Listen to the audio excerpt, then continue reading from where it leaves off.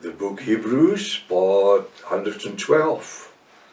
I'm Professor Hannes Redinghuis of the First Assembly of Yafashua in South Africa, Pretoria, Montana, also international. Should you require any of the books which I've written, there's a couple of English books, and if you also read Afrikaans and understand Afrikaans, there's a lot of Afrikaans books which I've written, I think 26 of them. Please contact us at our WhatsApp number, it's a +27 number, 0722 367 124. Just go to my website, https://yafah.co.za. If this is the first time that you are about to participate in the study, please go to part 1 because you've missed out on quite a lot of information. It's very important to subscribe to the channel in order to receive the different notifications, also of all the other studies that we are currently busy with. Please send this link to your friends and family and those that are dear to you. Make sure that you at least have a 1611 King James Bible ready, a pen and a notepad. Welcome to Breakfast with Prof. Hannes. Hallelujah. We are so excited in studying the word of Yafah and to come to the revelation knowledge. Tell me, have you studied verse 4, verse 5? Now, with this that we know now about verse 3, which I'm just going to read, I'm not going to teach on it, just read it. Verse 3 says, without father, without mother, without descendant, having neither beginning or days nor end of life, but made like unto Yafashua, abideth a priest continuously. Now that creates the idea in any persons that this King Melchizedek must have been a very holy man. He was like the son of Yafah. Like. Couldn't have been because he had sinned. The Bible says so. Where did he sin? The Bible says everybody on earth has sinned. Verse 4. Now consider, with this that we just read now, now consider how great this man was. Tell me, what makes this man great? If you take out verse 3, what has this man done differently to any one of the other 5 kings, the other 4 kings that helped Abram, who supplied him soldiers? What have Melchizedek done to make him different than any of the other 4 kings? Nothing. There's not a scripture that separates him in any way from all the other kings, except verse 3. Because verse 3 says he didn't have a father, no mother, no beginning, no end, made like the son of Yafah. He couldn't die. And now, with that in mind, verse 4 says, now consider how great this man was. Listen, unto whom even the patriarch Abram gave 1/10 of the spoil. You see, now verse 3 and verse 4 together is creating the idea that Abram paid 1/10 of the spoils, because it says 1/10 of the spoils. He didn't pay tithes. Did you pick that up? He didn't pay tithes. He paid 1/10 of the spoils. 1/10 of what he took. Because the other kings also each got 1/10 of what they took. Not tithes. 1/10. But now, because of what verse 3 says, and the deed that Abram has done by paying him what he owed him. He didn't pay him 1/10 of because there was a law or anything. He paid him 1/10 because of a handshake, because of an agreement. You give me soldiers to win the war, I will give you 1/10 of everything I will have, which I'll bring back. I can't tell you what I'm going to bring back, but trust me, we will bring something back. And that you will get 1/10 of. That is called a spoils, not tithing. Let's read verse 4. Now consider how great this man was. Who? King Melchizedek of Salem. Because we have read verse 3. Oh, he's such a holy man. He can't even die. With that in mind, it is not funny that 99.9% of every pastors in the world, teachers, priests, professors, doctors, Protestant Catholics, they all believe that he was a sort of a replica of Yahshua, which he wasn't. And that he paid tithes. Abram, because of what he was. This is what verse 4 is creating now. Verse 4 is creating the idea because of the reviewing of the King James Bible, 1611. Because of the reviewing, they want to create the idea that Abram paid him 1/10 of the spoils because of his greatness. It wasn't because of his greatness. There was no greatness. I think Abram was more highly rated than Melchizedek. Because the Bible says that Abram was called a friend of Yahweh. It doesn't say that Melchizedek was called a friend of Yahweh. Never. Let's read verse 4. Now consider how great this man was, because of verse 3. Unto who even the patriarch Abram gave 1/10 of the spoils. Abram didn't give him 1/10 of the spoils because of everything that is said in verse 3. I just want to make that very, very clear. Abram paid 1/10 of the spoils because of the agreement he had with the king of Salem, Melchizedek. Now this scripture is turned to Moses and the time of the Levites. Away from Abram to Moses.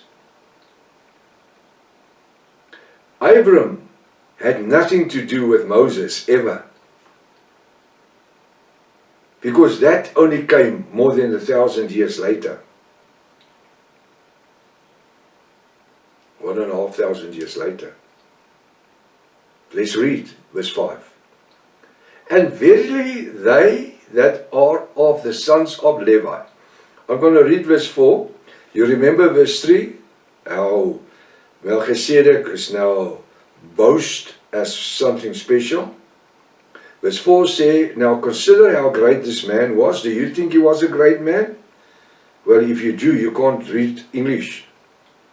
Unto whom even the patriarch Abram gave 1/10 of the spoils.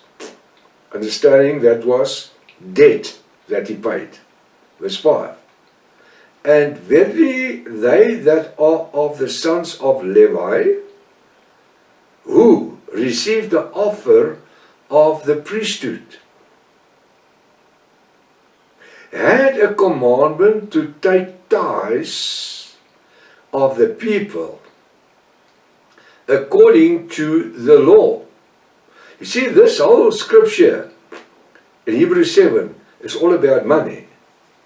It's all about money. Paying tithes. So what is happening here now? Abram has not paid tithes. He gave 1/10 of the spoils. And what happens now with the translations and the reviewings of the Bible? The idea is created that Abram paid tithes unto the king of Salem, Melchizedek. And we will see later the scripture will say, Abram paid tithes. He didn't pay tithes. he paid a tenth of the spoils. Now I'm going back to verse 5. Please bear with me, I cannot rush through this. You must see what the scripture says. It's not what I say, it's what the scripture says. And verily they that are out of the sons of Levi, which was the priest, and later the high priest, who received the office of the priesthood. He says priesthood, he doesn't say high priest. Because a high priest only had one office. And that was to do redemption through the blood, sacrificial blood of animals for the sins of, it was an atonement for the sacrificial blood with animals for the people of Israel, who received the office of the priesthood. They came from the bloodline of Levi. Had a commandment. Where did the commandment come from? Moses brought the commandments. Moses, who wrote the Torah? Moses, the first 5 books in the Old Testament. Who wrote it? Moses. Moses wrote about making tithes a law. Abram had no law by which he had to pay a tenth of the spoils. There was no law. But they will create the idea that Abram had a law made by Yahweh, which is God, to pay a tenth to Levi, unto Melchizedek. It wasn't. It was a gentleman's agreement. And verily that they are of the sons of Levi, who received the office of the priesthood, had a commandment to take tithes. Tithes is not a tenth of the spoils. I can't hear. What is a tithe? A tithe is that you pay unto the church a tenth of everything that you owe every week, or every month, or every year. If you're a farmer, every year. Whether you farm cattle or whether you farm maize, you will pay a tenth unto the, because it was part of the 10 commandments, of the 630 laws of Moses. Without this money, they could not exist. There would have been salary. There would have been food and everything. But there wouldn't have been riches, accumulating riches. And that's why the churches today are the richest movements in the world. You look at these mega churches, everything is about prosperity. Sow a seed to grow a seed. You need to repent, that's what you need, man. You need to be born again out of water and spirit, the Ruach HaKodesh. You can't buy your way into heaven, but the priesthood did.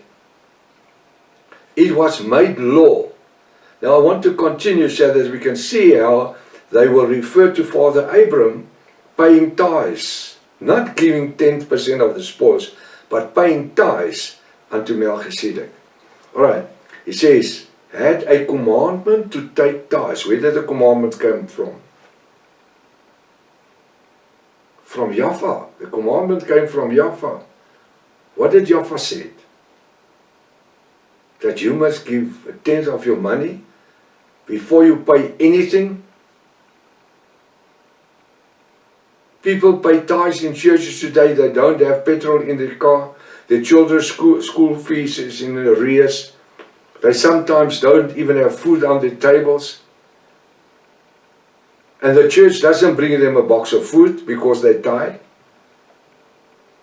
and are true to the gospel of the church. Because that's not biblical gospel. I will prove it to you. I am going to prove it to you through the word and through the Ruach. of the people. He had a commandment to take tithes of the people. Who's the people? The subjects. Everyone sitting in the church is a subject of that church. You are a subject of that pastor. There is church laws that you will abide under. While the word says you must come out under the yoke. What does Revelation 18 verse 4 say? Come out under her. Who's the her? The Babylonian whore mother. Because I'm not going to kill her and her daughters. For the people, according, it says, they had a commandment to take tithes. The priesthood, the office of the priesthood, have a commandment to take tithes of the people according to the law, that is, of their brethren. So who do they take tithes from? From their brethren, from the other people in the church. Now I'm going to stop right here, because we need to finish this part in verse 5 before we can go to verse 6. If His Father's will, be blessed. In the name of Yahushua, Maranatha. Yahushua is coming back again. Hallelujah.